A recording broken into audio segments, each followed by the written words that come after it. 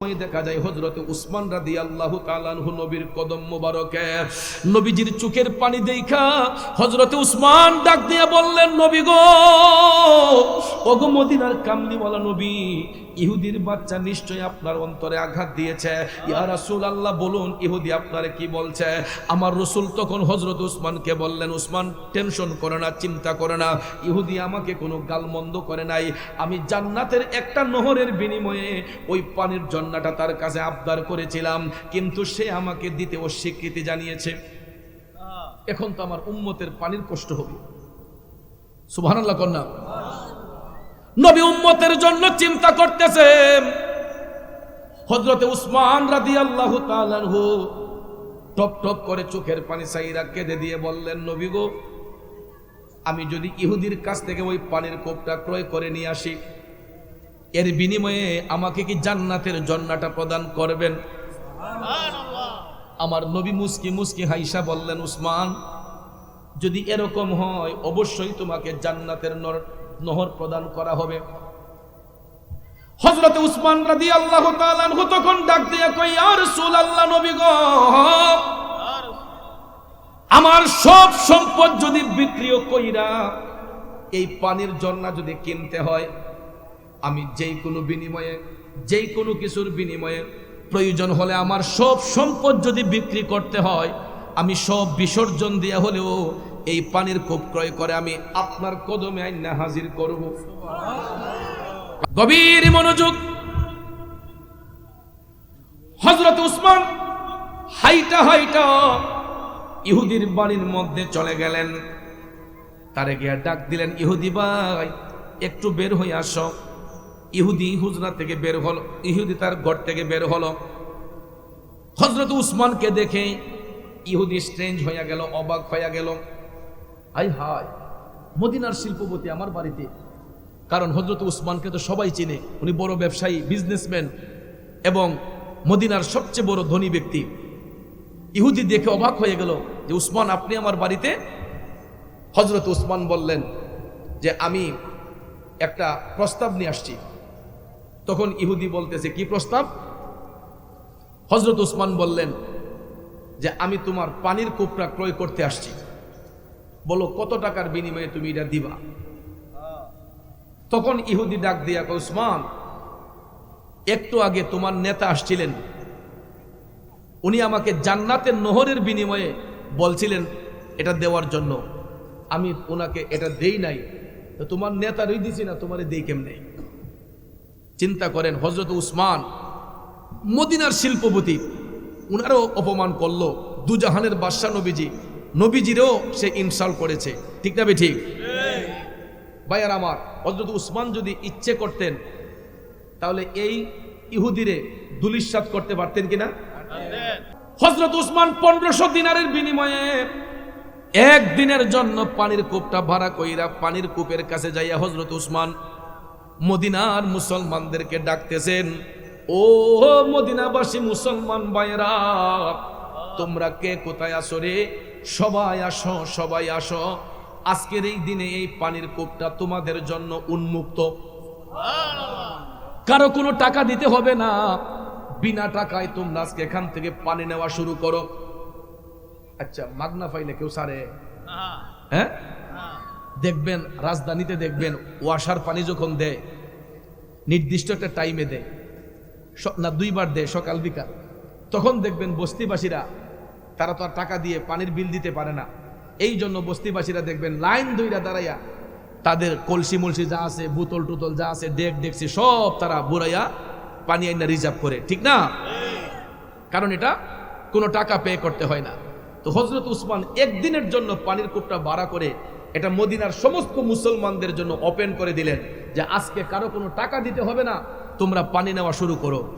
এই ফ্রি পানি নেওয়ার সংবাদ পাইয়া মদিনার মুসলমানরা তারা দলে দলে যোগদান করে এমন ভাবে পানি নেওয়া শুরু করছে, একবারে কুফের তুফান তুলে দিছে। সবার ঘরের মধ্যে 1 সপ্তাহ পানি নিয়ে রিজার্ভ করে ফেলছে। কারণ মাগনা পাইছে বেড়াইতে, আর নিতে সমস্যা কি? নিতে নিতে নিতে নিতে দেখা যায় এক একজনের ঘরের মধ্যে 1 সপ্তাহের পানি নিয়ে রিজার্ভ করে রাখা হয়েছে। এখন বন্ধুরা আমার, বাবাজিরা আমার, 1 সপ্তাহ মদিনার মুসলমানরা পানি আর কিনতে হয় না। হযরতে উসমান ভাড়া আনছেন কয় দিনের জন্য? এটা কি 2 দিন রাখা যাবে? ভাড়া আনছেন কয় দিনের জন্য? 2 দিন রাখা যাবে না, কারণ এটা মুমিনদের বৈশিষ্ট্য নয়, ঠিক না বেঠে? এই জন্য আশেক কয়, প্রেমিক কয়, ইমানের পথে অবিচল থেকে আমার মরণ যেন হয়। ইমানের পথে অবিচল থেকে আমার মরণ যেন হয়। বাজানো, ইমানি জিন্দেগি কাটান, ইমানি জিন্দেগি অতিবাহিত করেন। দেখবেন টাকা পয়সা ধন দৌলত এগুলা দুনিয়ার জন্য, আখেরাতে এগুলা আমার আপনার কোনো কাজে আসবে না।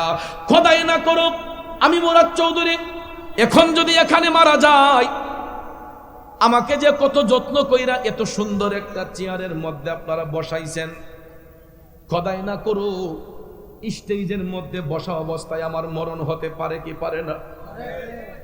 কারণ আজরাইল আসিয়া প্রাণ করিব হরণ। হাই গো, আজরাইল আসিয়া প্রাণ করিব হরণ। নিজ গুণে সাহেব আল্লাহ করবা নিবারণ। আমার উপায় কে তখন আমার আল্লাহ নিরঞ্জন। না জানি কি হালে আমার হইব মরণ, ঠিক না বেটি? বাজানো, মৃত্যু যে কি জিনিস। এই যে ডেকোরেশনের কাপড় দিয়ে আমরা সামিয়ানা দিছে, গত 3 দিন আগে 4 দিন আগে নবীনগর উপজেলায়, ব্রাহ্মণবাড়িয়ার নবীনগর উপজেলা কোনাকাটা নামক একটা জায়গা আছে, এক ভদ্রলোক ডেকোরেশনের ব্যবসায়ী, তিনি রাতের বেলা প্রোগ্রাম কইরা কাপড়গুলা সুন্দর করে সেভ কইরা দোকানে নিয়ে রাইখা দোকানের মধ্যে সুস্থ শরীর নিয়ে ঘুমাইছে। সকালবেলা কাস্টমার গিয়া দরজার মধ্যে ডাকে, দরজা খুলে না। অনেকক্ষণ ডাকাডাকির পরে দরজা ভাঙ্গা যখন, শাটার ভাঙ্গা যখন দোকানের ভিতরে ঢুকা হইছে, দেখা যায় ডেকোরেশনের কাপড়ের উপরে ভদ্রলোক এমন সুন্দর করে জনমের ঘুমাইছে। কেউ আর ডাইকা তারে সজাগ করতে পারে না। ঘুমের ঘরে লোকটার মরণ হয়ে গেছে। তাইলে চিন্তা করে দেখেন, আমরা যতই বাহাদুরি করি না কেন, এই যে আমি মুরাদ চৌধুরী আলোচনা করতেছি, এই চেয়ারে বসে আমার মরণ হতে পারে কি পারে না? খোদাই না করুক মরণটা যদি হয়ে যায়, আপনারা সঙ্গে সঙ্গে আমার ডেড বডিটা আপনার ঘরের বারান্দায়, না হলে এই ফ্লোরের মধ্যে আমাকে শুয়াইয়া, চাটি নাই, বালিশ নাই, পাটি নাই, বালিশ নাই, দেখবেন পাক্কার উপর শোয়াইয়া একটা পাতলা চাদর দিয়া ঘুরে রাখবেন। তার আগে দেখবেন আমার গায়ের সেই ভারী ভারী কাপড়গুলা টান দিয়া খুলে ফেলবেন, এই চাদরটা খুলে ফেলবেন, আমার গায়ের পোশাকটা খুলে ফেললা আপনার আমার একটা পাতলা চাদর দিয়া ঢাইকা রাইখা হবিগঞ্জে খবর দিবেন যে আপনাদের মুরাদ চৌধুরী দুনিয়া থেকে বিদায় হয়েছে, লাশটা ইসা রিসিভ করেন। আমার স্বজনরা হাউমাউ করে কাইন্দা কাইন্দা আশুগঞ্জের মধ্যে আসবে, সোনারামপুরে আসবে আমার লাশ নেওয়ার জন্য। হয়তো একটা গাড়ি চাপ দিয়া আমার লাশটা হবিগঞ্জে নেওয়া হবে। আমি যে এত কোটি টাকা খরচ করে বাড়ি বানাইলাম, আমি যে এত দামি গাড়ি চড়লাম, তখন দেখবেন আমার স্বজনরা আমার ঘরের বক্স পালঙ্গে নিয়ে আমার আর রাখবে না। আমার ঘরের দামি রুমটার মধ্যে এসি লাগানো রুমটার ভিতরে আমার বডিটা রাখা হবে না।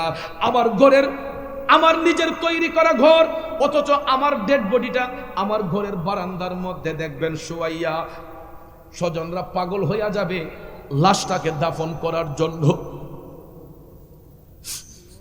দোকানের মধ্যে কেউ যাবে কাফনের কাপড় কিনতে, কেউ চলে যাবে গুরুস্থানে কবর খুঁড়তে। স্বজনরা আইসা কান্নাকাটি করবে, যতই কান্নাকাটি করুক না কেন।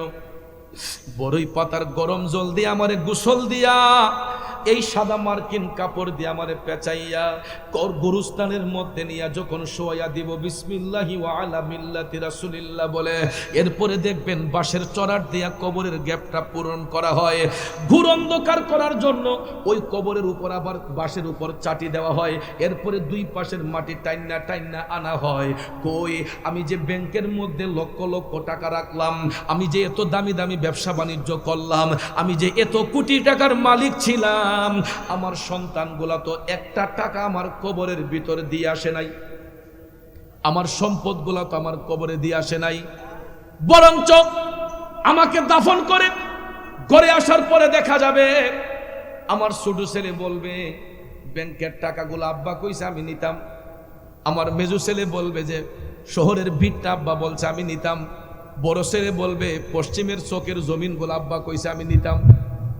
তখন দেখবেন আমার রেখে যাওয়া অর্জিত সম্পদ দিয়া আমার সন্তানগুলা টানাটানি করবে, এক পর্যায়ে ভাইয়ে ভাইয়ে দ্বন্দ্ব হবে, ঝগড়া হবে, এক ভাই আরেক ভাইয়ের কেল্লার মধ্যে বাড়ি দিবে, পরে পরে দেখা যায় সম্পদ নিয়ে ভাইয়ে ভাইয়ে কেস মামলা হয়, মার্ডার মোকদ্দমা হয়। কথা বলেন ঠিক না বেঠে? এই জন্য বন্ধুরা আমার বাবাজিরা, সাহাবায়ে কেরাম কখনো সম্পদ অর্জন করার জন্য পাগল ছিলেন না। তারা যদিও ব্যবসা বাণিজ্য করতেন, তারা সব সময় দানটাকে উদার মনে দান করতেন, দানের হাত সব সময় তারা প্রসারিত রাখতেন। হযরত উসমান রাদিয়াল্লাহু তাআলা আনহু তিনি কেমন মাপের নবীর প্রেমিক ছিলেন, কেমন মাপের ধনী ছিলেন। আমরা মানবতার ফেরিওয়ালা, একটা দুইটা শীতের কম্বল দিয়ে হয়ে যায়, কিন্তু মানবতার ফেরিওয়ালা যদি বলতে হয় হযরত উসমান রাদিয়াল্লাহু তাআলা আনহুকে বলা যায়। মদিনা শরীফ থেকে 5 কিলোমিটার দূরে, এখনো গিয়ে দেখবেন মদিনা শরীফ থেকে 5 কিলোমিটার দূরে একটা পানির কূপ, এটার নাম হচ্ছে বীরে উসমান। নাম কি? বীরে উসমান। মদিনা শরীফ থেকে 5 কিলোমিটার দূরে। এখনো যদি কেউ উমরা করতে যান, মদিনা শরীফ গেলে এটা দেখে আসবেন। এই পানির কূপটার নাম বীরে উসমান, কিন্তু ইসলামের প্রথম যুগে এটা একটা ইহুদির জিম্মায় ছিল। ইহুদির জিম্মায় থাকার কারণে ওই ইহুদি মুসলমানদের কাছে টাকা দিয়ে পানি বিক্রি করত। পানিও তো বিক্রি করত টাকার পরিমাণে, যে যত পরিমাণ টাকা দিবে এই পরিমাণে পানি দিত। এখন ভাইয়ের আমার এবিলিটি কি সবার এক সমান থাকে? আমার হয়তো একটু বেশি, উনার কম, উনার বেশি উনার কম, বা উনার বেশি উনার কম, অনেকের এবিলিটি সমান নয়। এই জন্য সমস্ত মদিনার সাহাবীরা মিলে, মুসলমানরা মিলে তারা চলে গেলেন আমার নবীজির কদম মুবারকে। মদিনার সমস্ত মুসলমানরা আমার নবীর কদম মুবারকে যাইয়া বলতেছে, নবী গো, ইয়া রাসূলুল্লাহ, প্রতিদিন ইহুদির পানির কূপ থেকে পানি কিনাটা আমাদের জন্য কষ্ট হইয়া যায়। নবী গো, আমাদের তো এবিলিটি নাই, পানি যদি প্রতিদিন কিনে খাইতে হয় তাইলে আমরা চলমু কেমনে? ইয়া রাসূলুল্লাহ, নবী গো, ওই পানির কূপটা যদি ইহুদির কাছ থেকে আমাদের কাছে চলে আসতো, আমাদের জিম্মায় যদি আসতো, তাইলে হয়তো টাকা দিয়ে আমরা পানি কিনতে হইতো না। আপনারা বলেন উম্মতের কষ্ট আমার নবী সহ্য করতে পারে? আরে উম্মতের কষ্ট নবী সইতে পারে না, যেজন হবে আপনা সেই তো মদিনা, যেজন হবে আপনা সেই তো মদিনা। বন্ধু আমার, মদিনার কামলিওয়ালা নবী সাহাবায়ে কেরামের কথা শোনার পরে টপ টপ করে চোখের পানি ছেড়ে দয়াল নবী কান্না করছেন। নবী আমার কান্না করে বলতেছেন, সাহাবারা রে, হে আমার উম্মতের দলেরা, লা তাহজান, চিন্তার কোনো কারণ নাই, তোমরা শান্ত হও, আমি অবশ্যই চেষ্টা করব ওই কূপটা যেন আমাদের জিম্মায় আনা যায়, আমি এই ব্যাপারে চেষ্টা চালিয়ে যাব, চেষ্টার কোনো ত্রুটি রাখবো না। এই বলে সাহাবায়ে কেরামকে সান্ত্বনা দিয়া আমার মদিনার কামলিওয়ালা নবী হাইটা হাইটা চলে গেলেন সেই ইহুদির বাড়ির মধ্যে। চিন্তা করেন, আমার নবীর তো পানির প্রয়োজন নাই, নবীর নিজের জন্য পানির কোনো প্রয়োজন নাই, উম্মতের জন্য পানির ব্যবস্থা করে দেওয়ার জন্য আমার দয়াল নবী হাইটা হাইটা চলে গেলেন ইহুদির বাড়িতে। তাকে ডাক দিলেন, ডাক দেওয়ার সঙ্গে সঙ্গে ইহুদি বের হয়ে আসলো। রসুল ইহুদিকে ডাক দিলেন, ভাই আমি তোমার এই পানির কূপটা কিনতে এসেছি, কত টাকার বিনিময়ে তুমি পানির কূপটা বিক্রি করবা? ইহুদি কয়, আমি এই পানির কূপ বিক্রি করব না। তখন রসুল বললেন, আমি জান্নাতের একটা নহরের বিনিময়ে, জান্নাতের একটা ঝর্ণার বিনিময়ে এই পানির কূপটা তোমার কাছে আবদার করছি, তুমি দিয়ে দাও আমাকে। তখনও ইহুদি রসুলকে বলে যে না, জান্নাতের নহর আমি কখন পাবো এটার কোনো স্টেশন নাই, কাজেই এটার পানি বিক্রি করে আমি চলি, আমার জান্নাতের নহর দরকার নাই, আমারটা আমারই থাকুক। নাউজুবিল্লাহ কর। আচ্ছা চিন্তা করেন, যদি আমার রসুল ইচ্ছে করতেন মুহূর্তের মধ্যে ওই পানির কূপটা মুসলমানদের দখলে আনা যাইতো কিনা? এখান থেকে রসুল উম্মতকে একটা শিক্ষা দিলেন, কখনো জুলুম করতে নাই, কারো প্রতি জোর জবরদস্তি করতে নাই। মনে করেন এই গ্লাসটা আমার, আমি যদি খুশি হইয়া যদি ওনাকে বলি যে ভাই এটা নেন, তখন এটা ওনার জন্য নেওয়া যায়, ঠিক না ঠিক? পানির গ্লাসটা আমার, আমার জিম্মায় আছে, উনি যদি জোর করে আমার কাছ থেকে নিয়ে যেতে চায়, এটা কি ভালো দেখায়? এটা আমার প্রতি জুলুম করা হলো, কথা কোন ঠিক কিনা? এই জন্য দয়াল নবী উম্মতকে শিক্ষা দিলেন, কারো প্রতি জুলুম করা যাবে না, জিনিসটা যেহেতু তার, সে যদি স্বেচ্ছায় না দেয় তাইলে জোর করে আনার কোনো প্রয়োজন নাই, ঠিক না ঠিক? জান্নাতের ঝর্ণার বিনিময়ে রসুল ঝর্ণাটা চাইলেন, ইহুদি দিল না। না দেওয়ার ফলে আমার দয়াল নবী অন্তর মুবারকে একটু কষ্ট হয়েছে, উম্মতের জন্য পানির কূপটা আবদার করেছিলেন, ইহুদি দিল না। না দেওয়ার ফলে দয়াল নবী চোখের পানি মুবারক টপ টপ করে ঝরতেছে। আল্লাহ নবী হুজরা শরীফে গেলেন, এমন সময় দেখা যায় হযরতে উসমান রাদিয়াল্লাহু তাআলা আনহু নবীর কদম মুবারকে, নবীজির চোখের পানি দেখা হযরতে উসমান ডাক দিয়ে বললেন, নবী গো, ওগো মদিনার কামলিওয়ালা নবী, ইহুদির বাচ্চা নিশ্চয় আপনার অন্তরে আঘাত দিয়েছে। ইয়া রাসূলুল্লাহ, বলুন ইহুদি আপনারে কি বলছে? আমার রাসূল তখন হযরত উসমানকে বললেন, উসমান টেনশন করে না, চিন্তা করে না, ইহুদি আমাকে কোনো গালমন্দ করে নাই, আমি জান্নাতের একটা নহরের বিনিময়ে ওই পানির ঝর্ণাটা তার কাছে আবদার করেছিলাম, কিন্তু সে আমাকে দিতে অস্বীকৃতি জানিয়েছে। এখন তো আমার উম্মতের পানির কষ্ট হবে। সুবহানাল্লাহ কন্যা। নবী উম্মতের জন্য চিন্তা করতেছে। হযরতে উসমান রাদিয়াল্লাহু তাআলা আনহু টপ টপ করে চোখের পানি সাইরা কেঁদে দিয়ে বললেন, নবী গো, আমি যদি ইহুদির কাছ থেকে ওই পানির কোপটা ক্রয় করে নিয়ে আসি, এর বিনিময়ে আমাকে কি জান্নাতের ঝর্ণাটা প্রদান করবেন? আমার নবী মুস্কি মুস্কি হাইসা বললেন, উসমান, যদি এরকম হয় অবশ্যই তোমাকে জান্নাতের নহর প্রদান করা হবে। হযরত উসমান রাদিয়াল্লাহু তাআলা আনহু তখন ডাক দিয়ে কই, ইয়া রাসূলুল্লাহ, নবী গো, আমার সব সম্পদ যদি বিক্রিও কইরা এই পানির ঝর্ণা যদি কিনতে হয়, আমি যেই কোনো বিনিময়ে, যেই কোনো কিছুর বিনিময়ে, প্রয়োজন হলে আমার সব সম্পদ যদি বিক্রি করতে হয়, আমি সব বিসর্জন দিয়ে হলেও এই পানির কূপ ক্রয় করে আমি আপনার কদমে আইনা হাজির করব। আরো জোরে জোরে কন্যা সুবহানাল্লাহ। লোকে আমায় পাগল বলে আমার দুঃখ লাগে না, আমাকে পাগল করেছে আরবের ওই মদিনা, ঠিক না বিধি? হে লোকে আমায় পাগল বলে আমার দুঃখ লাগে না, আমাকে পাগল করেছে আরবের ওই মদিনা, আমাকে পাগল করেছে আরবের ওই মদিনা।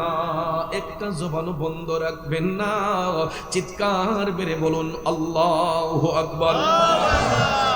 আমার সোনারামপুরের বাবাজিরা, ও আশুগঞ্জের নবীর প্রেমিকেরা, হযরত উসমান বললেন, নবী গো, সব সম্পদ যদি বিক্রি করেও এই পানির কূপ কিনতে হয় আমি কিনবো। এই বলিয়া তিনি নবীজির কাছ থেকে বিদায় নিয়ে চলে গেলেন হাইটা হাইটা ইহুদির বাড়ির মধ্যে। হযরত উসমান প্রিপারেশন নিয়েছেন, যদি সব সম্পদ আমার বিক্রি করতে হয় আমি করে দেব, তারপর দয়াল নবীর খুশি করব। এমন প্রেমিক কয়জন আছে? এমন প্রেমিক কয়জন আছে? হে বন্ধুরা, আমার বাবাজিরা, গান বাজনার অনুষ্ঠান হইলে, নাটকের মঞ্চ সাজাইলে দেখবেন হাজার হাজার টাকা দিয়ে দেই। ওয়াজ মাহফিল করবে ফুলাপানে গিয়া যদি ব্যবসায়ীরে কয় ভাই 5,000 টাকা লাগবো, তখন দেখবেন ওই 100 টাকা নোট বার করে দেয়, কারণ ভালো কাজে দিতে চায় না। আর অসৎ কাজে দান করতে গিয়ে কৃপণতা করে না, আর ভালো কাজে দান করতে গেলে খালি পিছ মারে। আছে না? গভীর মনোযোগ। হযরত উসমান হাইটা হাইটা ইহুদির বাড়ির মধ্যে চলে গেলেন।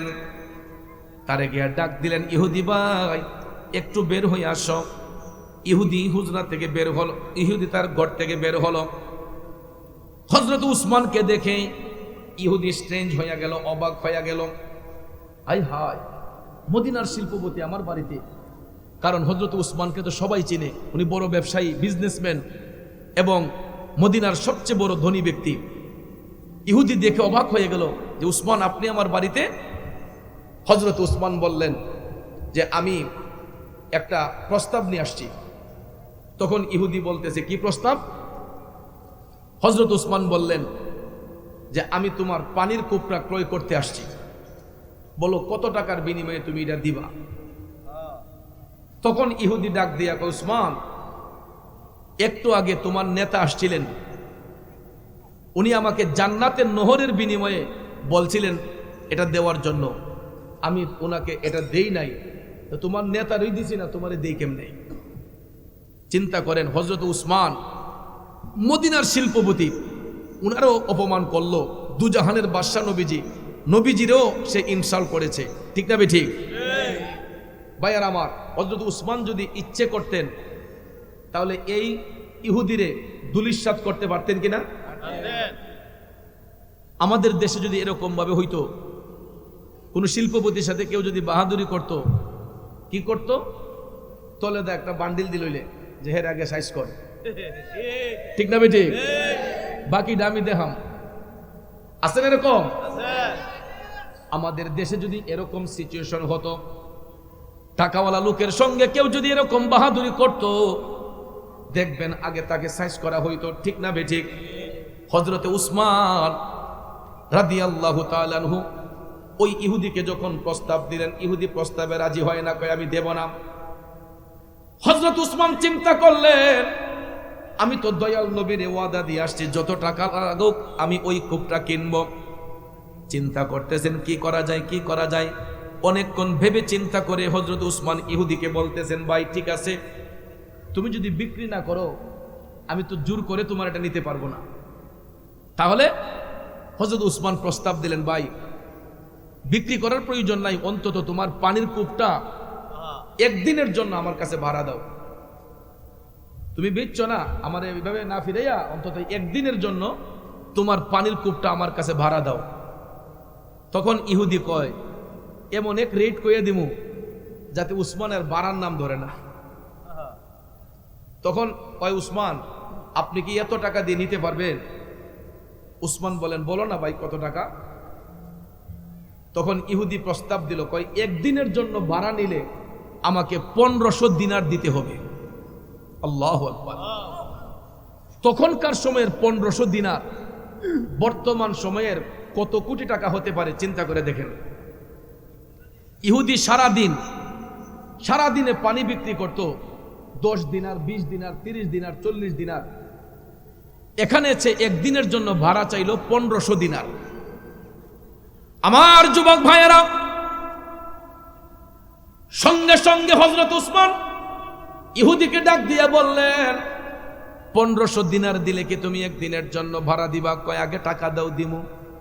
হযরতে উসমান মদিনার শিল্পপতি, ওনার জন্য তো এটা কোনো ম্যাটার নয়, ব্যাপার নয়। পকেটে হাত দিয়ে তিনি 1500 দিনার বের করে দিয়া বললেন, গনে দেখো।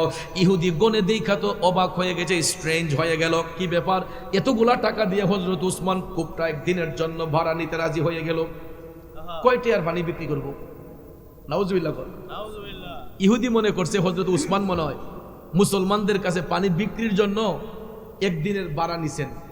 সে তো ভাবতেছে যে উসমান তার লাভবান হইতো না, আমি সারাদিনে বেশি 30-40 দিনার, আর একদিনে উসমান আর কয়টা বেচবো? 1500 দিনার তো আর উড়াইতে পারতো না। ঠিক না বেটি? ইহুদি মনে মনে খুশি, যাক একদিন যাগা, আমি না বেচলাম পানি। এখন দেখা যায় হযরত উসমান 1500 দিনারের বিনিময়ে একদিনের জন্য পানির কূপটা ভাড়া কইরা পানির কূপের কাছে যাইয়া হযরত উসমান মদিনার মুসলমানদেরকে ডাকতেছেন, ও মদিনাবাসী মুসলমান ভাইরা, তোমরা কে কোথায় আসো রে? সবাই আসো, সবাই আসো, আজকের এই দিনে এই পানির কূপটা তোমাদের জন্য উন্মুক্ত, কারো কোনো টাকা দিতে হবে না, বিনা টাকায় তোমরা আজকে এখান থেকে পানি নেওয়া শুরু করো। আচ্ছা, মাগনা পাইলে কেউ সারে? হ্যাঁ, দেখবেন রাজধানীতে দেখবেন ওয়াসার পানি যখন দেয় নির্দিষ্ট একটা টাইমে দেয় না, 2 বার দেয়, সকাল বিকাল, তখন দেখবেন বস্তিবাসীরা তারা তো আর টাকা দিয়ে পানির বিল দিতে পারে না, এই জন্য বস্তিবাসীরা দেখবেন লাইন ধইরা দাঁড়াইয়া তাদের কলসি মলসি যা আছে, বোতল টুতল যা আছে, ডেক ডেকসি সব তারা বুড়াইয়া পানি আইনা রিজার্ভ করে, ঠিক না? কারণ এটা কোনো টাকা পে করতে হয় না। তো হযরত উসমান একদিনের জন্য পানির কূপটা ভাড়া করে এটা মদিনার সমস্ত মুসলমানদের জন্য ওপেন করে দিলেন, যে আজকে কারো কোনো টাকা দিতে হবে না, তোমরা পানি নেওয়া শুরু করো। এই ফ্রি পানি নেওয়ার সংবাদ পাইয়া মদিনার মুসলমানরা তারা দলে দলে যোগদান করে এমন ভাবে পানি নেওয়া শুরু করছে, একবারে কুফের তুফান তুলে দিছে, সবার ঘরের মধ্যে 1 সপ্তাহ পানি নিয়ে রিজার্ভ করে ফেলছে। কারণ মাগনা পাইছে বেড়াইতে, আর নিতে সমস্যা কি? নিতে নিতে নিতে নিতে দেখা যায় এক একজনের ঘরের মধ্যে 1 সপ্তাহ পানি নিয়ে রিজার্ভ করে রাখা হয়েছে। এখন বন্ধুরা আমার, বাবাজিরা আমার, 1 সপ্তাহ মদিনার মুসলমানরা পানি আর কিনতে হয় না। হযরতে উসমান ভাড়া আনছেন কয়দিনের জন্য? এটা কি 2 দিন রাখা যাবে? ভাড়া আনছেন কয়দিনের জন্য? 2 দিন রাখা যাবে না, কারণ এটা মুমিনদের বৈশিষ্ট্য নয়। কিন্তু আমরা নবীর উম্মত হইয়া আমরা ওয়াদা কইরা ওয়াদা ঠিক রাখতে পারি না। মনে করেন একটা দাও আনলাম, ভাই সাহেবের ঘর থেকে একটা দাও আনলাম কাজ করার জন্য, যে ভাই আপনার দাওটা দেন, আমি কাজ করে আবার দিতেছি বিকালবেলা।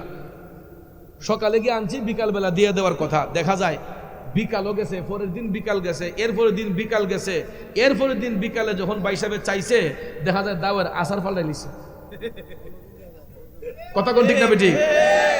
দাওয়ার আসার চুটা পাল্টাই লিছে, পাল্টাইয়া দেখা যায় গৃহস্থ যখন চাইছে যে ও আমার দাওটা নিসলা ফেরত দেও, ও কই জানে রাখছি, পোলা পানে রাখছে, আচ্ছা না তোমার একটা কিনে দিলাই মনে, এমন সিচুয়েশন আছে না নাই?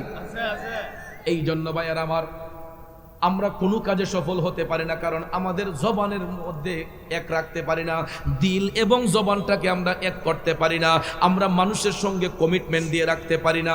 এই জন্য আমরা অধঃপতনের দিকে যাচ্ছি, আমরা কোনো কাজে সাকসেসফুল হতে পারি না। কিন্তু ইমানদার যারা হয়, মুমিন ব্যক্তি যারা হয়, এদের কমিটমেন্ট কখনো তারা এটার বাহিরে চলে না, সবসময় কমিটমেন্টের ভিতরে চলেন। হযরতে উসমান ভাড়া আনলেন একদিনের জন্য, তিনি 2 দিন ইচ্ছে করলেই তিনি রাখতে পারেন না। পরের দিন হযরত উসমান ইহুদির কাছে যাইয়া বললেন, ভাই আমার তো কমিটমেন্ট শেষ, তোমার কূপ তুমি বুঝে নাও। ইহুদি পানির কূপ বুঝে পাইল, তো মনে মনে ভাবতেছে, কয় উসমান আর কয়টি আবার লাভ করলো, আজকে তো আমি পানি বেচমই। পরের দিন যখন ইহুদি পানির কূপ ফেরত পাইয়া সে কূপের পাড়ে বসছে পানি বেচার জন্য, এখন দেখা যায় একজন কাস্টমারও নাই, সারাদিন বসে রইল, একজন কাস্টমারও নাই। কারণ কাস্টমার আসবো কেমনে? তাদের ঘরের মধ্যে 1 সপ্তাহ পানি রিজার্ভ, ঠিক না ঠিক? একটা কাস্টমারও নাই। ইহুদি সারাদিন বসে, সন্ধ্যা হয়ে গেল, কয় কি ব্যাপার উসমান কি করলো? একটা কাস্টমারও তো আজকে আসতেছে না। কয় ঠিক আছে, আজকে যদি আসে নাই কালকে বেচবো। পরের দিন আবার যখন কূপের পারে বসলো, দ্বিতীয় দিনও দেখা যায় সারাদিন বসার পরে কোনো কাস্টমার নাই। এই রকম ভাবে 1 দিন 2 দিন 3 দিন 4 দিন পার হয়ে গেছে, একজন কাস্টমারও নাই। ইহুদি কয় উসমানে কিটা করলো, ঘটনাটা কি? কাস্টমার দেয় না। ওইদিকে ইহুদি টেনশনে পড়ে গেছে, কয় আরে আমার তো ব্যবসা বন্ধ হয়ে গেছে। কয় যদি আরেক দিনের লেগে উসমানে বাড়া নিত তাহলে তো আরো করাতে ফাইলাম হইলে। ওইদিকে মদিনার মুসলমানরা 5-6 দিন যখন চলে গেছে, তাদের পানিও কমতেছে। এরা ইসা উসমান রাদিয়াল্লাহু তাআলা আনহুর কাছে বলতেছে, হুজুর আপনি তো দিছিলেন আমরা একদিনের ব্যবস্থা কইরা, ওহন তো আবার 1 সপ্তাহ চলছিলাম, আবার তো আমরা পানির সমস্যা। হযরত উসমান ডাক দিলেন, মদিনার মুসলমান ভাইয়েরা, ও মদিনাবাসীরা, আমি উসমান যতদিন বেঁচে থাকবো আপনাদেরকে আমি পানির কষ্ট করতে দেব না। মানবতার ফেরিওয়ালা কারে কয়ে দেখো বন্ধু, দ্বিতীয় সপ্তাহে হযরত উসমান আবার ইহুদির বাড়িতে গেলেন, কারণ পানি তো মুসলমানদের শেষ। দ্বিতীয় সপ্তাহে তিনি আবার গেলেন। ওই দিন গিয়ে ডাহন লাগছে না, ইহুদি নিজে ঘর থেকে বাড়িছে। বাইরে কয় আপনি আইসেন? উসমান বলতেন যে হাসছি তো, আমার ভাড়া লাগবো। কই দিন? উসমান বলতেছেন আরো একদিনের জন্য। টাকা কত? কয় আগে যা দিয়েছিলেন তা ওই দেন। দিলেন আরো 1500 দিনার। সুবহানাল্লাহ কোন। দ্বিতীয় দিন আবার 1500 দিনার দিয়ে হযরত উসমান কূপটা ভাড়া করলেন। দ্বিতীয় দিনও আবার মুসলমানদের জন্য ওপেন করে দিলেন। এবার দেখা যায় মুসলমানরা আবার এক সপ্তাহ পানি নিয়ে রিজার্ভ করছে। বাজানো এইরকম ভাবে 3 সপ্তাহে 3 দিন হযরত উসমান ভাড়া করলেন। কয় দিন? 3 সপ্তাহে 3 দিন পানির কূপটা 3 পন্ডং 4500 দিনার দিয়া হযরতে উসমান 3 দিনের জন্য পানির কূপটা ভাড়া কইরা 3 সাথে 21 দিন মুসলমানরা পানি রিজার্ভ করতে পেরেছে। এবার চতুর্থ সপ্তাহে আবার যখন মদিনার মুসলমানরা পানির কাইছেছে, হযরতে উসমান চতুর্থ দিন আবার যাইলেন ইহুদির বাড়িতে। যাইয়া যখন আবার প্রস্তাব দিলেন, এখন ইহুদি কই উসমান আমি এই রকম ভাবে আর একদিন কইরা পানির কূপ ভাড়া দেব না। তাইলে কি করবা? তখন ইহুদি কয় উসমান আমি চাইতেছি আমার পানির কূপটা একবারে বেচা লইতাম। ইন্নাল্লাহা মা'আস সাবিরিন।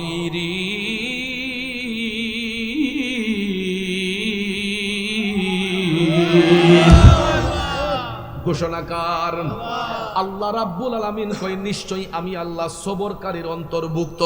এই জন্য বাজান তাড়াহুড়া কইরা কোনো কাজ করা ভালো নয়, উপর জুপুর কইরা কোনো কাজ করা ভালো নয়। আল্লাহ রাব্বুল আলামিন সবরকারীকে পছন্দ করে।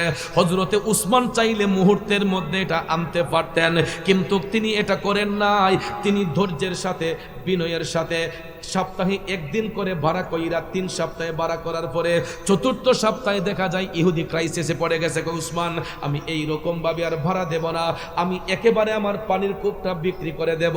হযরত উসমান তো এটাই চাইতেছেন কোন দিন ইহুদি নিজের মুখে বলবে যে আমি এটা বিক্রি করে ফেলবো, কারণ তিনি তো নবীজিরে বলে আসছেন সব সম্পত্তি বিক্রি কইরাও যদি এই পানির কূপ কিনতে হয় এটা কিনে দয়াল নবীর কদমে হাজির করবেন। এখন দেখা যায় হযরত উসমান ইহুদিকে বললেন ভাই কত টাকার বিনিময়ে বিক্রি করবা? ইহুদি কয় উসমান যেহেতু আমি এটা একবারে নিদাবি করে দিয়ে দিমু, তো আমার তো কিছু টাকা পয়সা না পাইলে চলমু কেমনে? উসমান বললেন বলো কত টাকা? কয় আমারে এককালীন 15,000 দিনার দিলে, 15,000 দিনার দিলে আমি আমার পানির কূপ বিক্রি করে দেব। সঙ্গে সঙ্গে হযরত উসমান পকেট থেকে একটা কাগজ বের করে দিয়ে বললেন নেও এখানে লিখিত দাও। 15,000 দিনার নগদ পেমেন্ট কইরা ইহুদির কাছ থেকে লিখিত নিলেন। ইহুদি লিখল যে আজকের পর থেকে এই পানির কূপে আমার কোনো মালিকানা নাই, আমি 15,000 দিনারের বিনিময়ে এই পানির কূপটা হযরতে উসমানকে প্রদান করলাম। এই বলে যখন লিখিত দিল হযরতে উসমান এই লিখিত কাগজটা নিয়া তিনি হাইটা হাইটা আমার দয়াল নবীর কদম মুবারকে হাজির হয়ে গেলেন। দয়াল নবী আপনার দরবারে আমি গোলাম হাজির হইয়াছি। দয়াল নবী আপনার দরবারে আমি গোলাম হাজির হইয়া। হযরত উসমান আমার রাসূলের কদম মুবারকে হাজির হয়ে সালাম দিলেন, আসসালাতু আসসালামু আলাইকা ইয়া রাসূলুল্লাহ। নবী গো ইয়া রাসূলুল্লাহ আমি ইহুদির কাছ থেকে 15,000 দিনারের বিনিময়ে ওই পানির কূপটা ক্রয় করে নিয়ে আসছে। নবী গো এই তার প্রমাণ। কাগজটা যখন নবীজির কাছে প্রদান করলেন, আমার নবীজি কাগজটা খুলে দেখতেছেন সত্যি সত্যি হযরতে উসমান 15,000 দিনারের বিনিময়ে ইহুদির কাছ থেকে পানির কূপটা কিনে ফেললেন। আমার রাসূল তখন ডাক দিলেন উসমান তোমাকে জান্নাতের নহর প্রদান করা হবে। হযরত উসমান ডাক দিয়া কয় নবী গো কি হবে জান্নাতের নহর দিয়া যদি আপনি নবী আমার পাশে না থাকেন? আমি চাই না বেহেশত, চাই না জাহান্নাম, আমার কপালে লিখে দিও দয়াল নবীর নাম। ঠিক কিনা? চাই না বেহেশত, আমি চাই না জাহান্নাম, আমার কপালে লিখে দিও নূর নবীজির নাম, আমার কপালে লিখে দিও দয়াল নবীর নাম। নবী যদি আমার আপনার হইয়া যায়, নবী যদি আমাদের প্রতি সদয় হইয়া যায়, জান্নাত আর জাহান্নাম দিয়ে কি হবে? নবী যদি সদয় হইয়া যায়, জান্নাত তো অবধারিত। ঠিক না বিঠে? তাইলে বলুন আমরা নবীর গোলামি চাই কি চাই না? রে আশুগঞ্জের সোনারামপুরের বাবাজিরা, হযরতে উসমান রাদিয়াল্লাহু তাআলা আনহু ডাক দিয়া কয়, নবী গো, আমার জান্নাতের নহরের প্রয়োজন নাই, আপনি নবী আমার দিকে নজর কইরেন তাইলেই চলবে। কিন্তু নবী গো, আমি যদিও আমার নিজের টাকা দিয়া এই পানির কূপটা আমি ক্রয় করেছি, ইয়া রাসূলুল্লাহ, আমি চাই না এই পানির কূপের মালিকানাটা আমার জিম্মায় থাকুক, আমি চাই এটা আমার সমস্ত মুসলমান ভাইদের নামে ওয়াকফ করে দিতে। চিন্তা করেন, তখনকার সময় হযরত উসমান 15,000 দিনার দিয়ে পানির কূপটা কিনে নিজের কাছে রাখতে চান না। মানবতার ফেরিওয়ালা কারে কয়, দেখুন হযরত উসমান বললেন, ইয়া রাসূলুল্লাহ, আমি এটা আমার মুসলমান ভাইদের নামে ওয়াকফ করে দিলাম, যাতে করে আমার পরবর্তী উত্তরসূরি যারা আছে কেউ যাতে কোনোদিন এটার মালিকানা দাবি করতে না পারে। এই জন্য আমি দাবি করে আমি এটা মুক্ত হস্তে ওয়াকফ করে দিলাম আমার মুসলমান ভাইদের নামে। এই জন্য ভাইয়ার আমার, এই পানির কূপটা উসমানের স্মৃতিচারণে এটাকে বলা হয় বীরে উসমান। কিন্তু এটা যদি উসমান রাদিয়াল্লাহু তাআলা আনহু নিজে কিনেছেন, ইনি সমস্ত মুসলমানদের নামে ওয়াকফ করে দিয়ে দিয়েছেন। এটাই হলো মানবতার ফেরিওয়ালার কাজ। কথা কোন ঠিক না বেঠিক? যেটার মধ্যে আর কোনো দাবি দুবা থাকে না। ভাইয়ার আমার, বন্ধুরা আমার, তাহলে চিন্তা করে দেখেন, আমাদের সমাজে, আমাদের মহল্লায় অনেক বড় বড় টাকাওয়ালা লোক আছে, সম্পদশালী লোক আছে, কিন্তু সাধারণ একটা গরিব গিয়েও যদি কিছু চায়, তারাই দেয়, যাও ফাঁসের দোকানে যাও। আসে না? আমাদের ঘরের দরজায় ভিক্ষুক আসলে আমরা ভিক্ষুকরে পর্যন্ত ভিক্ষা দিতে চাই না। দেখবেন অনেকে ভিক্ষুকরে তারাই দেয়, নাহলে যাও আল্লাহর রাস্তায় মাফ করো। কিন্তু আমার রাসূল বলছেন, সামান্য ভিক্ষুকরে ভিক্ষা দিলেও আল্লাহ তাআলা অনেক বিপদ মুক্ত করে, অনেক বড় ধরনের বিপদ থেকে আল্লাহ আসান করতে পারে। এই জন্য কারো দরজায় যদি ভিক্ষুক আসে, ভিক্ষুকরে তারাই দিবেন না, পারলে একটা 5টা টাকা হইলো তার হাতে দিয়ে দিবেন, এক মুষ্টি চাইল হলো দিয়ে দিবেন। এটার একটা উদাহরণ আমি একটা মাহফিলে বলেছিলাম, বাদশাহ সুলাইমান নবীর জামানার কথা। তো বাদশাহ সুলাইমান নবীকে যখন আল্লাহ বাদশাহী দান করছেন, তখন সুলাইমান নবীর একটা মুজেজা ছিল, উনি পাখির ভাষা বুঝতেন। আকাশে উড়ে বেড়ায় পাখি, এই পাখির সঙ্গে তিনি কথা বলতে পারতেন, পাখির ভাষা বুঝতেন। এই মুজেজা আল্লাহ পাক সুলাইমান নবীরে দান করছিল। সুবহানাল্লাহ কোন? কষ্ট হইতেছে? তো সুলাইমান নবীর জামানায় এক ভদ্রলোকের বাড়ির পাশে গাছে একটা পাখি এসে বাসা বাঁধছে। তো পাখিয়া যখন বাসা বাঁধছে, ডিম দিছে পাখি বাসার মধ্যে বাচ্চা দেওয়ার জন্য। তখন গাছের মালিকানা দাবি কইরা দেখা যায় বাড়িওয়ালা গাছ বাইয়া উঠিয়া পাখির বাসা থেকে ডিম লেনা খাইয়া সাইজ করে লাই। পাখি যখন উইরে আসে বাসায়, আইসা দেখে তার বাসায় ডিম নাই। পাখি ডানা মেলে উড়ে উড়ে সুলাইমান নবীর কাছে গেল। ও বাদশা সুলাইমান, আপনি না এলাকার বাদশা, আমি একটা নালিশ নিয়ে আপনার কাছে আসছি। সুলাইমান নবী ডাক দিয়া কয়, পাখি কি ব্যথা নিয়ে তুমি আসলা? তখন পাখি কয়, আমি বাড়িওয়ালার গাছের মধ্যে বাসা বাঁধা ডিম দিলাম বাচ্চা দেওয়ার জন্য। গাছের মালিকানা দাবি করে বাড়িওয়ালা প্রতিদিন আমার বাসা থেকে ডিমগুলা নিয়ে খেয়ে ফেলে, আপনি এটার বিচার করে দিবেন। সুলাইমান নবী পাখির মনের কষ্টের কথা শুই না, তিনি বললেন, ঠিক আছে, আমি এটার একটা ব্যবস্থা করব। তুমি যাও, আমি বাড়িওয়ালাকে নিষেধ করব আর যাতে কোনোদিন তোমার বাসা থেকে ডিম না খায়। পাখি সান্ত্বনা পাইয়া চলে গেল। কিছুক্ষণ পরে ওই বাড়িওয়ালাকে সুলাইমান নবী ডাক দিলেন। বাড়িওয়ালা আসলো। সুলাইমান নবী তখন বাড়িওয়ালাকে বলতেছেন, পাখি তোমার গাছের মধ্যে বাসা বাইন্দা ডিম দিল বাচ্চা দেওয়ার জন্য, তুমি মালিকানা দাবি করে বাসা থেকে ডিমগুলো এনে খেয়ে ফেলো, এটা তো কোনো ভালো মানুষের কাজ না। সুলাইমান নবী বাড়িওয়ালাকে বললেন, আমি তোমাকে নিষেধ করলাম, আজকের পরে কোনোদিন তার বাসা থেকে আর ডিম আইনা খাইবা না। তখন বাড়িওয়ালা কাচ্চা হুজুর আপনি যদি না করছেন আমি আর ডিম খাইতাম না। বস সুন্দর সমাধা হয়ে গেল। বাড়িওয়ালা না করছে, ডিম খাবে না, পাখি চলে গেছে। নির্দ্বিধায় পাখি এখন বাসায় ডিম দিছে বাচ্চা দেওয়ার জন্য। বাড়িওয়ালা ঘর থেকে বের হয়েছে, তার নজর গেছে গাছের আঘাত, কারণ এটা তো তার লোভ, ঠিক কিনা কোন? লোভ তো সামালতে পারে না। তখন কয় যাক সুলাইমান নবী তার আমার দেখতো না, উঠটা গিয়া দেখি ডিম আসেনি। টপ টপ কইরা বাইয়া উঠটা গিয়া দেখছে আবার ডিম আছে। তখন বাড়িওয়ালা কয় যাক আমি তো ডিম খাই অভ্যাস হয়ে গেছে গা, আজকে খাইয়া লাই আর খাইতাম না। পরে বাসা থেকে ডিম আইন না খাইয়া লাইছে। পাখি উড়ে বাসায় আসলো। আয়েশা যখন দেখে তার বাসার ভিতরে ডিম নাই, সঙ্গে সঙ্গে পাখি আবার উড়া দিয়ে চলে আসলো সুলাইমান নবীর কাছে। আয়েশা কয় বাদশা সুলাইমান আপনি কি বিচার করলেন? বাড়িওয়ালা তো আজকেও খাইয়া লাইছে। কি খাইছে? আমার ডিম তো আজকেও খাইয়া লিছে। তখন সুলাইমান নবী একটু রাগান্বিত হলেন যে আমি তার নিষেধ করার পরেও সে ডিম খাইয়ে ফেললো, এর একটা বিচার করণ লাগবো। পাখিরে বললেন তুমি অপেক্ষা করো। সঙ্গে সঙ্গে সুলাইমান নবী একটা জিনকে ডাক দিলেন। জিন ডাক শোনার সঙ্গে সঙ্গে সুলাইমান নবীর কাছে আইসা হাজির হইয়া গেল। জিন বলতেছে হুজুর আমারে কেন ডাকলেন? সুলাইমান নবী জিনকে বলতেছেন এই যে দেখো পাখি, পাখি বাসার মধ্যে ডিম দেয় বাচ্চা দেওয়ার জন্য, কিন্তু যেই বাড়িওয়ালার গাছের মধ্যে বাসা বাঁধছে ওই বাড়িওয়ালা গাছের মালিকানা দাবি কইরা প্রতিদিন তার বাসা থেকে ডিম আইনা খাইয়া ফেলে। এবার জিন বলতেছে হুজুর আমি কি করতে পারি? সুলাইমান নবী কয় বেশি কিছু না, তোমার একটা কাম করণ লাগবো। কয় কি কাম? কয় বাড়িওয়ালা যদি আগামীকালকে গাছ উঠটা তার ডিম আনতে যায়, পাখির ডিম, তুমি উপর থেকে বাড়িওয়ালার একটা আষাঢ় দিয়ে এর কোমরটা ভেঙে দিবা। কয় আষাঢ় দিয়া এর কোমরটা ভেঙে দিবা যাতে কোনোদিন আর গাছ বাইয়া উপরে উঠতে না পারে। তো জিনে তো এটা চায় আর পায়, ঠিক না?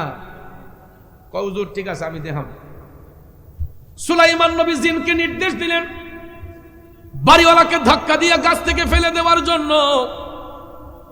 পাখি খুশি না বেজার? থাকতেও মনে মনে কয় বাতি যে হাই হয়। কখন জাগা মতো ওষুধ দিছে, সঙ্গে সঙ্গে পাখি উড়ে চলে গেছে গাছের মধ্যে বাসার ভিতরে ডিম দেওয়ার জন্য। জিন গাছের আগার মধ্যে উইঠা বসে আছে, অপেক্ষা করতে যে কোন সময় বাড়িওয়ালা গাছ বাই উপরে উঠবে। সত্যি সত্যি দেখা যায় জিন গাছের আগার মধ্যে বসা, পাখি বাসার ভিতরে বাচ্চা ডিম দিল, বাচ্চা ফুটাবে। হঠাৎ করে দেখা যায় বাড়িওয়ালা গাছের গোড়ায় গেল, গাছের গোড়ায় গিয়া গাছে উঠবে। এমন সময় দেখা যায় ওই বাড়িওয়ালার ঘরের সামনে একজন ভিক্ষুক আইসা ভিক্ষার জন্য হাত দিছে, আমারে কিছু ভিক্ষা দেন। সঙ্গে সঙ্গে ওই বাড়িওয়ালা গাছে না উঠা ভিক্ষুকরে টান দিয়া তার ঘরের ভিতর ঢুকাইল। পেট ভরে ভিক্ষুকরে খাওয়াইছে। যাওয়ার সময় ভিক্ষুকের হাতে কিছু নজরানা দিছে, হাদিয়া দিছে। আপনারা বলেন ভিক্ষুক খুশি না বেজার? ভিক্ষুক পেট ভরে খাইল। পেট ভরে খাওয়ার পরে ওই ভিক্ষুক হাতের মধ্যে কিছু হাদিয়া পাইছো। হাদিয়া নিয়ে ভিক্ষুক যখন খুশি হইয়া যাচ্ছে, এমন সময় বাড়িওয়ালা ভিক্ষুকরে বিদায় কইরা গাছের গোড়ায় গিয়া টপ টপ টপ টপ করে বাইয়া গাছের মধ্যে উঠা পাখির বাসা থেকে ডিমগুলা সুন্দর করে নিয়ে চলে আইসা খাইয়া ফেলছে। পাখি উড়ে যখন বাসায় আসলো, আইসা দেখে ডিম নাই। ফাইক্কা কয় হায় হায় রে, হে দি জিনে তো বড়। কই জিন দে সুলাইমান নবী আদেশ করলো, জিনের আদেশও জিন দেও ডরাইলো না, হে দি জিনে তো বড়। ফাঁকি উইরা গেছে সুলাইমান নবীর কাছে, গিয়া কয় হুজুর আপনি কি বিচার করলেন? সে তো আজকেও আমার বাসা থেকে ডিম খাইয়া লাইছে। সুলাইমান নবীকে কও কি আমি না জিনদের নিষেধ করলাম? কয় আপনার জিনে কোনো কামই করছে না। সঙ্গে সঙ্গে সুলাইমান নবী জিনকে ডাক দিলেন। ডাক দেওয়ার সঙ্গে সঙ্গে জিন আইসা হাজির হইয়া গেল।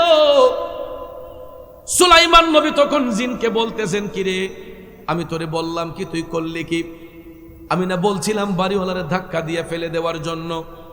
সঙ্গে সঙ্গে জিন দেখে বলতেছে বাদশা সুলাইমান আমি অবশ্যই আপনার আদেশ পালন করার জন্য গাছের উপরে উঠা বসছিলাম ধাক্কা দেওয়ার জন্য, কিন্তু আমি তাকাইয়া দেখলাম ওই বাড়িওয়ালা যখন গাছ ভাইয়া উপরে উঠবে ওই মুহূর্তে আমি লক্ষ্য করলাম তার দরজার সামনে একজন ভিক্ষুক আইসা ভিক্ষার জন্য হাঁক দিছে।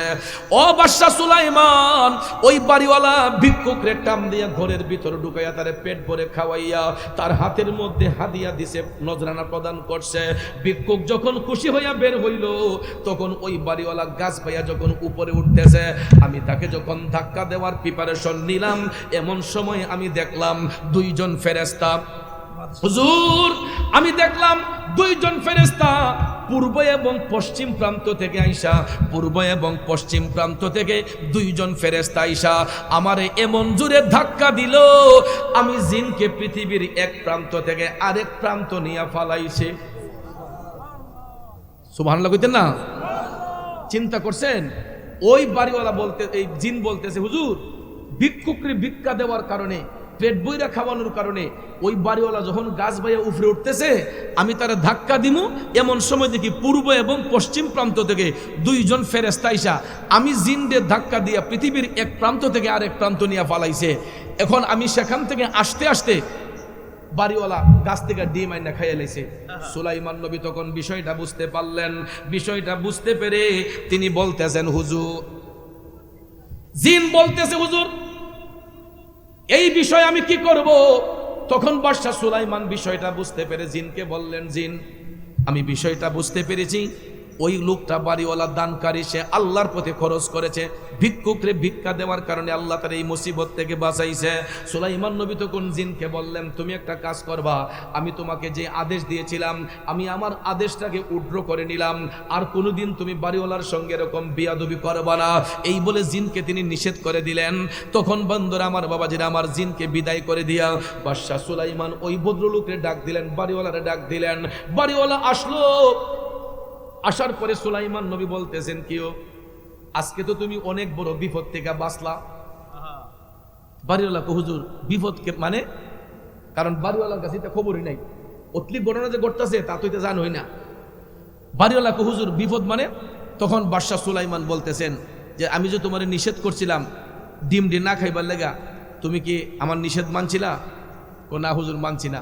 কয় আমি তুমি মানছো না দিক কই, তোমারে শায়েস্তা করার লেগা আমি এক জিন দিয়ে আদেশ দিছি তোমার গাছের উপর থেকে ডেক্কা দিয়া ফালাইয়া তোমার কোমর ভেঙ্গা দিত, কিন্তু তুমি ভিক্ষুকরে ভিক্ষা দেওয়ার কারণে গাছে যখন উঠতে গেছো তখন দুইজন ফেরেশতা আল্লাহ পাঠাইছে, জিনকে ধাক্কা দিয়া পৃথিবীর এক প্রান্তে পালাইছে, তোমার আল্লাহ হেফাজত করছে তুমি ভিক্ষুকরে ভিক্ষা দেওয়ার কারণে, আল্লাহর পথে খরচ করার কারণে। এই কথা শোনার পরে ওই বাড়িওয়ালার চোখের পানিগুলা টপ টপ করে পড়তেছে। হুজুর কোন কি? সামান্য ভিক্ষুকরে ভিক্ষা দেওয়ার কারণে আল্লাহ তাআলা ঘরে এত বড় বিপদ থেকে বাঁচাইছে। সুলাইমান নবীকে তখন ওই বাড়িওয়ালা টপ টপ করে চোখের পানি চাইরা কান্দে, ডাক দেয়া কই হুজুর ভিক্ষুকরে সামান্য ভিক্ষা দেওয়ার কারণে যদি আল্লাহ তাআলা এত বড় মুসিবত থেকে আমারে হেফাজত করতে পারে, আমি ওয়াদা করতেছি হুজুর আজকের পর থেকে আমার গাছ কেন অন্যের কোনো গাছেও যদি পাখি বাসা বাইন্ধে ডিম দেয়, আমি কোনোদিন আজকের পর থেকে কোনো বাসা থেকে পাখির ডিম আইনা খাইব না। হুজুর আপনি আমারে ক্ষমা করে দেন, আমি ওয়াদা করতেছি আর কোনোদিন এইরকম অন্যায় করব না। তখন বাদশা সুলাইমান বললেন ঠিক আছে যাও, আল্লাহ ক্ষমা করুক, আর কোনোদিন এরকম কাজ কইরো না। পাখিকে বললেন পাখি তুমি এবার মুক্ত, যাও তুমি গিয়া ডিম দাও, বাচ্চা দাও, আর কোনোদিন তোমার বাসা থেকে কেউ ডিম খাবে না। জোরে জোরে করেন আল্লাহু আকবার। তাইলে চিন্তা করেন আমাদের ঘরের মধ্যে ভিক্ষুক আসে, অনেক সময় আমরা তাড়াইয়া দেই, ভিক্ষুককে ধমক মারি, কিন্তু এখান থেকে শিক্ষা হলো আমাদের দরজার সামনে যদি ভিক্ষুক যদি ভিক্ষার জন্য আসে আমরা কখনো ভিক্ষুকরে আমরা তাড়াইয়া দেব না, ঠিক আছে? পারলে 5 টাকা হলো দিয়ে দিবেন, আর না হলে ঘরের থেকে এক মুষ্টি চাল হলো ভিক্ষুককে দিয়ে দিবেন। তো বাজান এই মাসটা হলো রজব মাস, এই রজব মাসে দানের ফজিলত নিয়ে আমি আলোচনা করলাম, দানের ফজিলত নিয়ে আলোচনা করলাম। তবে শিক্ষা হলো আমরা মুসলমানের সন্তান হিসেবে আরবি মাসগুলা, আরবি তারিখগুলা আমাদের জানা দরকার, ঠিক না? এটা রজব মাস, রজব মাস সম্পর্কে হাদিসে রসুল বলেছেন রাজব ও শাহরুল্লাহ, রজব হচ্ছে আল্লাহ তালার মাস। এই জন্য ভাইয়ের আমার, বন্ধুরা আমার, রজব আল্লাহ তালার মাস। এরপরে রসুল বলেছেন শাবান ও শাহরি ও রমাদান ও উম্মতিহি, যে শাবান হলো আমি নবীর মাস, রমজান হলো আমার উম্মতের মাস। সুবহানাল্লাহ কোন? এই যে দেখেন এই 3টা মাস অন্তর অন্তর মাস, একটা মাসের সাথে আরেকটা মাসের সম্পর্ক, একটা মাসের সাথে আরেকটা মাসের সম্পর্ক। ভাইয়ার আমার, রজব মাসের পরেই শাবান মাস, শাবান মাসের পরেই রমজান মাস। এই তিনটা মাসে তিনটা রাত, বিশেষ বিশেষ রাত আছে। রজব মাসে একটা রাত আছে যেই রাতটাকে বলা হয় লাইলাতুল মেরাজ। শাবান মাসে একটা রাত আছে যেই রাতটাকে বলা হয় লাইলাতুল বারাআত। রমজান শরীফে একটা রাত আছে যেই রাতটাকে বলা হয় লাইলাতুল কদর। অথচ দেখেন এই তিনটা সম্মানিত মাসের তিনটা সম্মানিত রাত আমাদের মুসলমানদের কাছে আছে, যেই রাতগুলা হাজারো রাতের চেয়ে উত্তম, যেই রাতের ইবাদতগুলা আমার আল্লাহ গুরুত্ব সহকারে কবুল করে, কিন্তু মুসলমানদের সন্তানদের কাছে কোনো খবরই নাই। ঠিক কি না?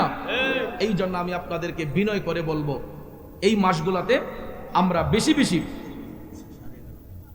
বেশি ইবাদত করব, বেশি বেশি করে আমরা রিয়াজত বন্দেগী করব। আল্লাহ তাআলা যেন আমি সহ আমাদের সবাইকে যেন নেক আমল করার তৌফিক দান করে। আমরা সবাই বলি আমিন।